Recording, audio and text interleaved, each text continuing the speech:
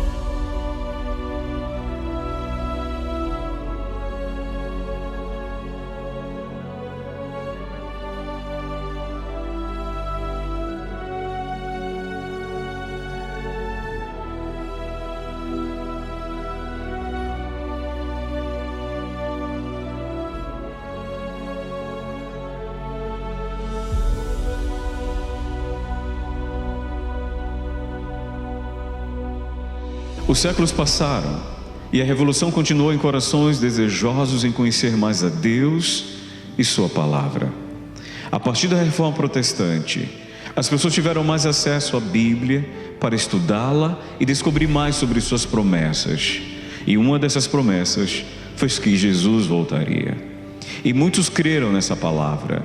E no desenrolar das profecias, no ano de 1840, quando um pregador chamado Guilherme Miller, juntamente com diversos pregadores voluntários, dentre eles Josué Raimes, Josias Litt e outros líderes milleritas, anunciaram a todos que Jesus voltaria em breve.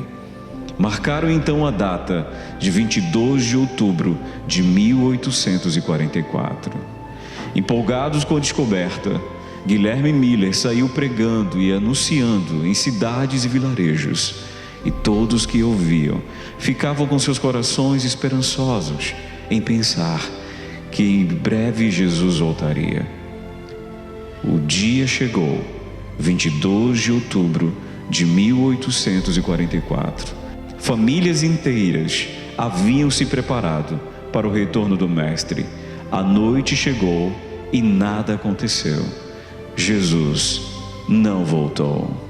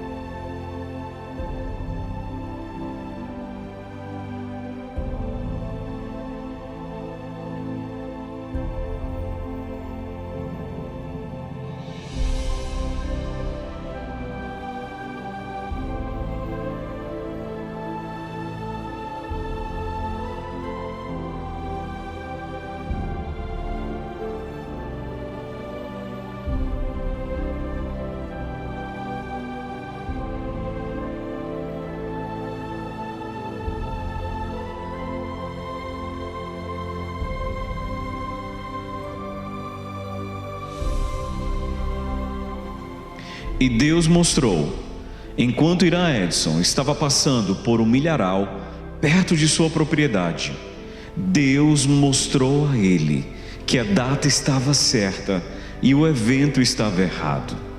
Ele viu que ao se aproximarem os 2.300 dias proféticos, Jesus adentrava o lugar santíssimo no santuário celestial, onde teria uma obra a realizar antes do seu retorno à terra.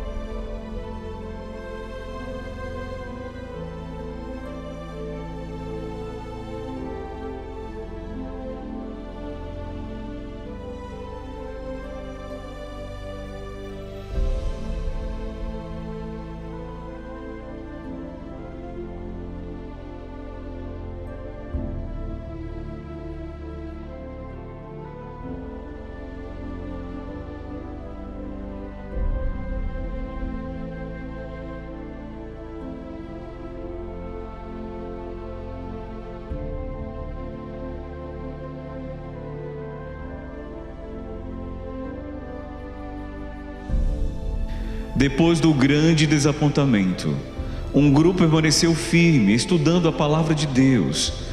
E dentre esses, podemos destacar dois: Tiago White e Ellen Armon, que posteriormente se tornaria Ellen White. Os anos se passaram e aquele pequeno grupo de pessoas que estudavam a Bíblia com tanta dedicação e comprometimento cresceu, assim como o número de jovens e crianças que também queriam conhecer melhor Jesus. No verão de 1852, enquanto viajava de Nova York para o Maine, Tiago White meditava no que poderia fazer pelos jovens e crianças da igreja nascente, a fim de firmar-lhes a fé na mensagem adventista. Um dia, enquanto tomava seu lanche à beira do caminho, começou a escrever os esboços para uma série de lições bíblicas que viriam a se tornar as primeiras lições da escola sabatina. Naquele mesmo ano surgiu a revista mensal que trazia as lições da escola sabatina para os jovens. Em 1861, foi a vez das crianças terem suas lições, também publicadas com o título Perguntas para os Pequenos Estudantes da Bíblia. E no ano de 1888, foram providas lições para as classes de adultos, em forma de folhetos, precursores da nossa atual lição da Escola Sabatina Trimestral. Assim surgiram as primeiras lições, classes e professores da Escola Sabatina. Hoje comemoramos 164 anos de história.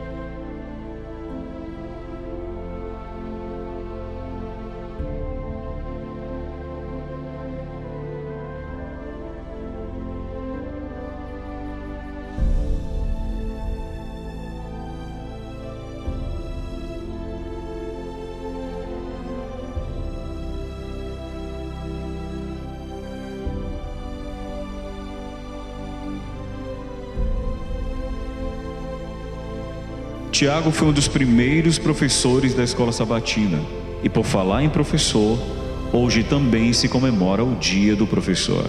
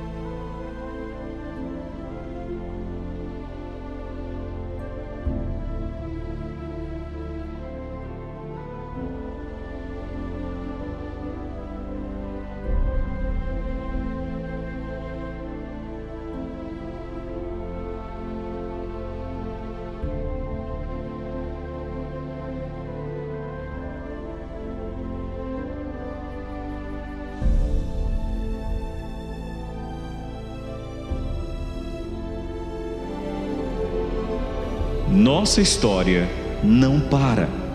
Iniciamos com a Reforma Protestante e viajamos no tempo com um dia do grande desapontamento, onde cristãos enfrentaram escárnio e humilhações.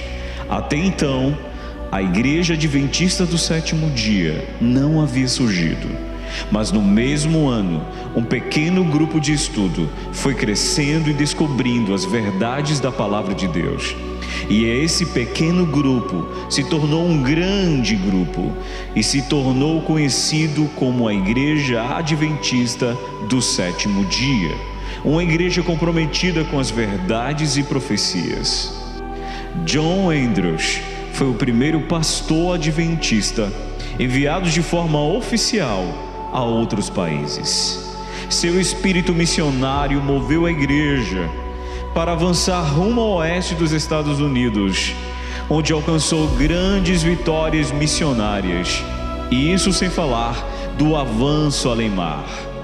E por falar em pastor, hoje comemoramos o Dia do Pastor, ministros escolhidos e chamados por Deus para uma missão: conduzir o povo de Deus, homens ungidos e abençoados que fazem a diferença onde passam. Sua missão: ir onde Deus mandar.